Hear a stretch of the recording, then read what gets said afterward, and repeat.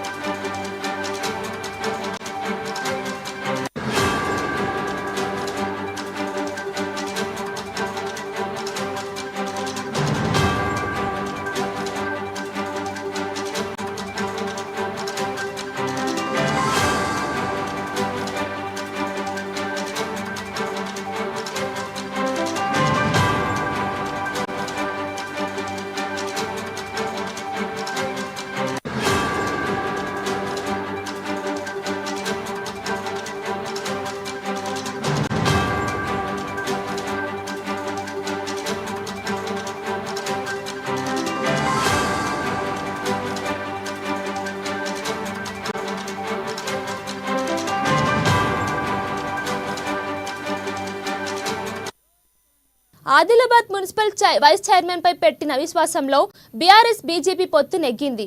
బీజేపీతో బీఆర్ఎస్ పెట్టుకుంటున్న పొత్తు ఆదిలాబాద్ జిల్లా నుంచి శ్రీకారం చుట్టబోతుందనే అంశం దీనితో తేలింది. కేటీఆర్ చేసిన ఫోన్తో బీజేపీ పార్టీ బీఆర్ఎస్ పార్టీకి మద్దతు ఇచ్చింది. ఇక బీఆర్ఎస్ పార్టీకి మద్దతుగా అవిశ్వాసానికి బీజేపీ ఎమ్మెల్యే శంకర్ హాజరయ్యారు. ఢిల్లీలో ఇటీవల బీఆర్ఎస్ పార్టీ విలీనం పొత్తులపై చర్చలు జరిగాయి. ఆ చర్చల్లో ఆదిలాబాద్ నుండే రాష్ట్ర స్థాయిలో రెండు పార్టీల బహిరంగ పొత్తుకు నాంది పలుకుంది. ఇక మైనార్టీ వైస్ చైర్మన్ ను దింపి బీజేపీకి వైస్ చైర్మన్ పదవి ఇచ్చేలా ఇప్పటికే డీల్ కుదుర్చుకున్నారు. కాగా ఇద్దరూ కలిసి పెట్టిన అవిశ్వాసానికి మద్దతుగా 34 ఓట్లు వచ్చాయి.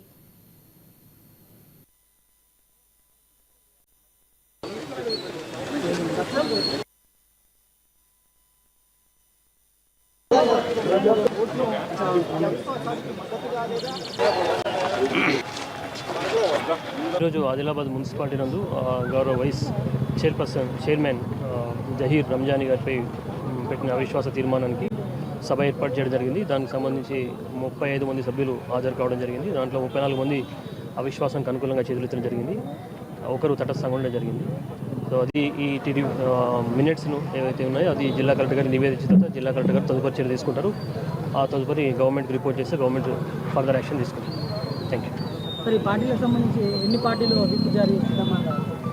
నిన్న 2 పార్టీలు మాకు విప్ జారీ చేస్తూ వాళ్ళు మాకు సమాచారం ఇవ్వడం జరిగింది. 2 పార్టీలు సంబంధించి